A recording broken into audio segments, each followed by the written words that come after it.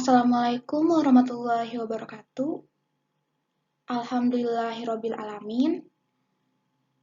Pada kesempatan hari ini kita bisa mengawali pembelajaran bahasa Indonesia di kelas 9 SMP Negeri 1 Saketi. Dan untuk materi hari ini kita akan membahas mengenai bagaimana menyampaikan pidato persuasif.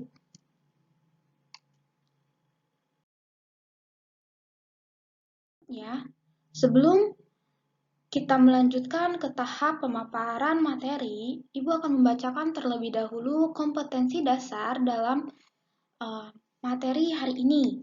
Yaitu, pertama, KD 3.3, mengidentifikasi gagasan, pikiran, pandangan, arahan, atau pesan dalam pidato persuasif tentang permasalahan aktual yang didengar dan dibaca.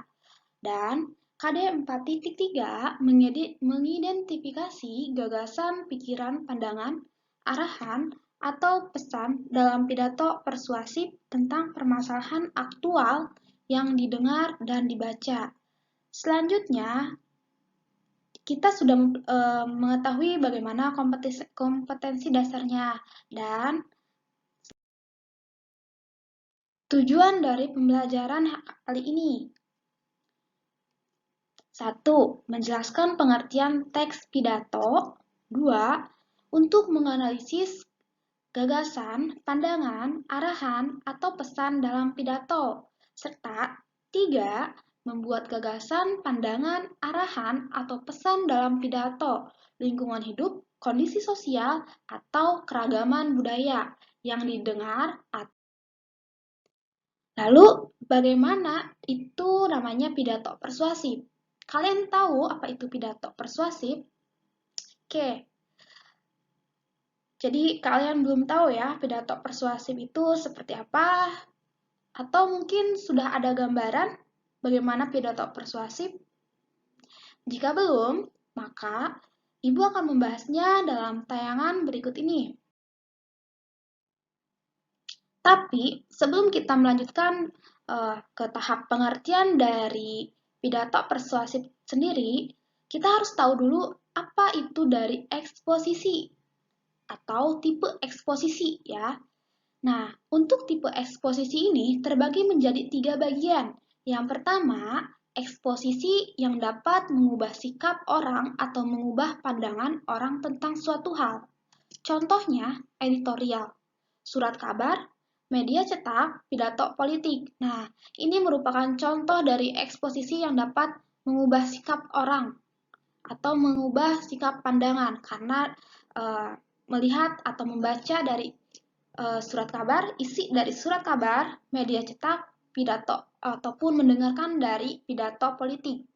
Selanjutnya, tipe yang kedua adalah eksposisi yang dapat dimanfaatkan untuk mempromosikan dan menjual barang, jasa, dan aktivitas.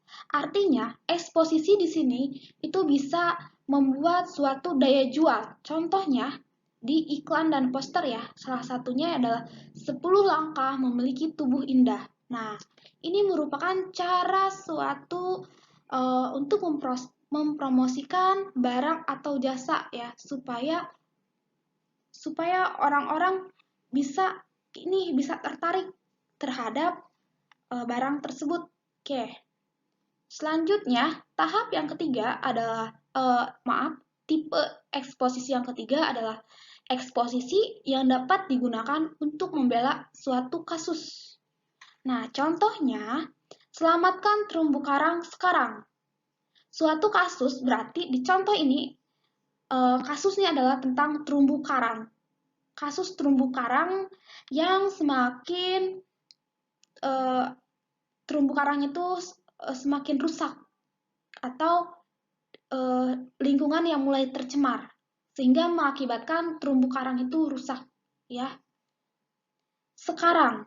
Nah, sekarang di sini ini merupakan kata perintah. Mengapa ada kata perintah? Karena di sini ada tanda seru yang mengindikasikan bahwa itu untuk membela suatu kasus ya yang harus segera ditangani. Oke. Nah, sekarang kita melanjutkan ke tahap dari pidato persuasifnya nih, pengertiannya. Oke, untuk pengertiannya sendiri, pidato persuasif ini adalah salah satu metode pidato yang memiliki tujuan untuk menarik perhatian para pendengar sehingga dapat memengaruhi halayak. Tujuannya, nah, ini di sini ada memiliki tujuan untuk menarik perhatian dan memengaruhi halayak. Ini dari tujuannya. Nah, dari pengertiannya saja sudah ada tujuannya ya, untuk menarik perhatian. Karena persuasif ini untuk menarik ya, menarik perhatian, memengaruhi. Ada juga pidato persuasif ini adalah jenis pidato yang bertujuan untuk menarik perhatian para pendengar, memengaruhi serta bersifat mengajak atau membujuk para pendengar agar mereka menjadi yakin dan mampu mengambil tindakan, bahkan melakukan sesuatu dengan tujuan pidato tersebut. Ya, karena seseorang berada di depan audiensi berbicara ya, itu pasti memiliki sebuah tujuan yang ingin disampaikan. Maka isi pidatonya pun harus berlandaskan pada argumentasi yang nalar. Argumen, pendapat kita yang logis, masuk akal, dan dapat dipertanggungjawabkan. Jadi isinya itu bukan kaleng-kaleng, bukan hoak ya, harus berdasarkan fakta. Sehingga kita bisa mempertanggungjawabkannya nih. Dan orang-orang itu bisa mempercayai apa yang kita katakan. Selain itu, tujuan dari pidato persuasif ini adalah untuk menggerakkan atau meyakinkan audiensi agar melakukan sesuatu. Ya, agar melakukan sesuatu sesuai yang kita harapkan. Misalnya, ajakan untuk mencintai dan membela tanah air, menghindari persekusi, dan juga himbauan untuk menjalankan program hidup sehat.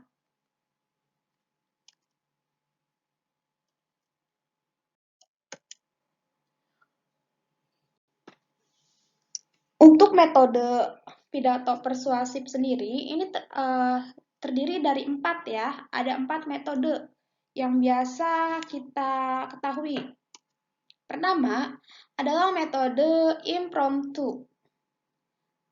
Impromptu ini adalah metode yang tidak ada persiapan sama sekali. Jadi ini pure mendadak sekali. Jadi seperti tahu bulat ya, dadakan, digoreng dadakan. Dan yang kedua, metode menghafal. Untuk metode ini, kita berpidatonya itu dilakukan dengan cara menghafalkan terlebih dahulu. Jadi di rumahnya itu sudah melakukan persiapan dan sudah menghafal.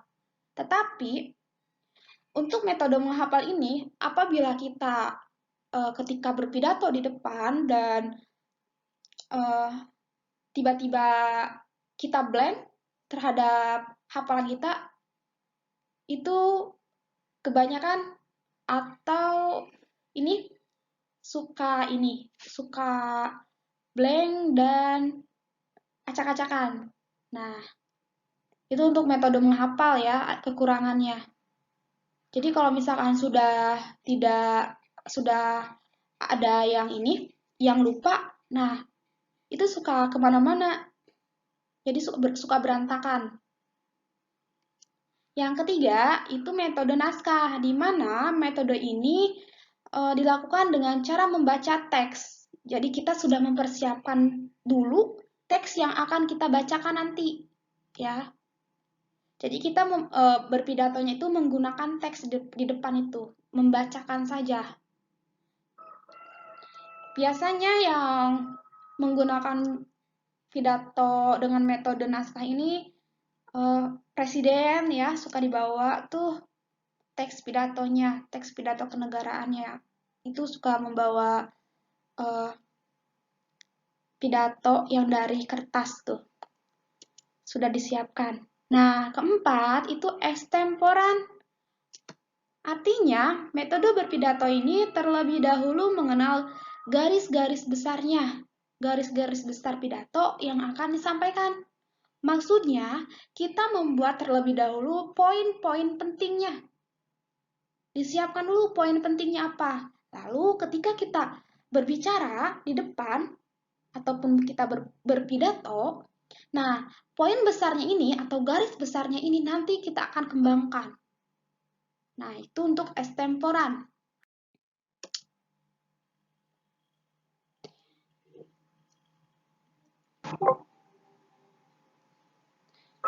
Bagaimana? Sejauh ini sudah paham mengenai tujuan, pengertian, dan tadi metode? Jika sudah, kita lanjutkan ke bagian persiapan menulisnya ya. Nah, untuk persiapan menulis, yang pertama kita harus mempelajari topiknya terlebih dahulu. Harus menentukan topiknya yang akan dibahas apa. Carilah topik yang menarik, ya, yang semenarik mungkin. Sehingga nanti audiens akan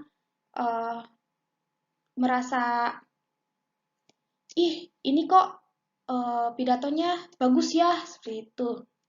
Selanjutnya, yang kedua, kita harus memahami tujuan. Tujuan yang kita itu berpidato itu untuk apa? Tujuan yang ingin kalian sampaikan apa? Ya. Dan yang ketiga, itu pahami audiensinya. Pahami mitra penonton kita. Di sini untuk pahami audiens maksudnya adalah supaya kita memahami bagaimana latar belakang sosialnya, budaya, ekonomi, dan pendidikan agar kita tidak salah tujuan, tidak salah sasaran ketika kita memberikan pidatonya.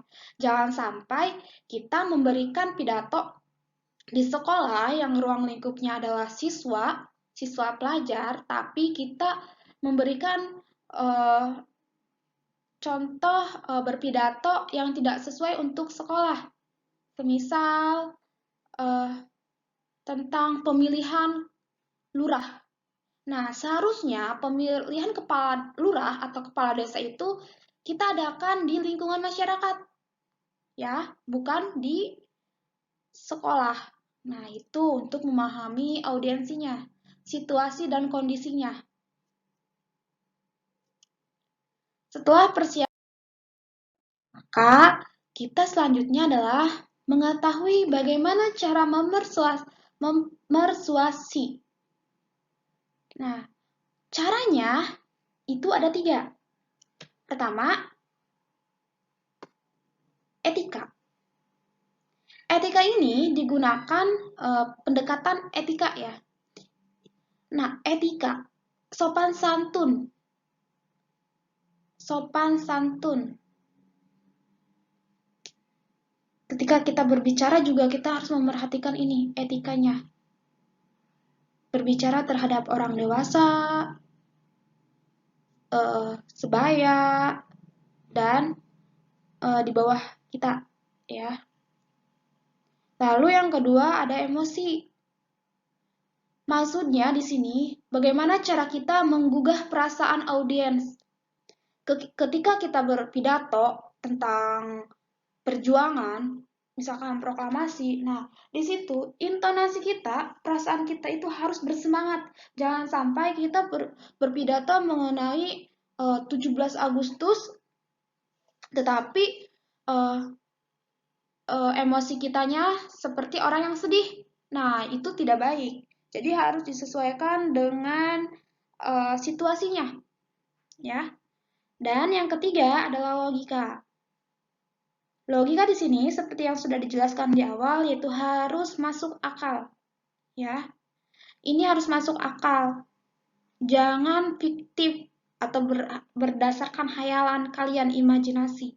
Ini harus nyata karena ini akan dipertanggungjawabkan.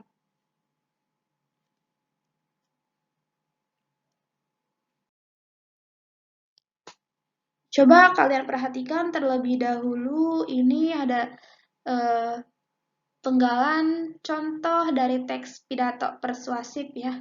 Silahkan dibaca.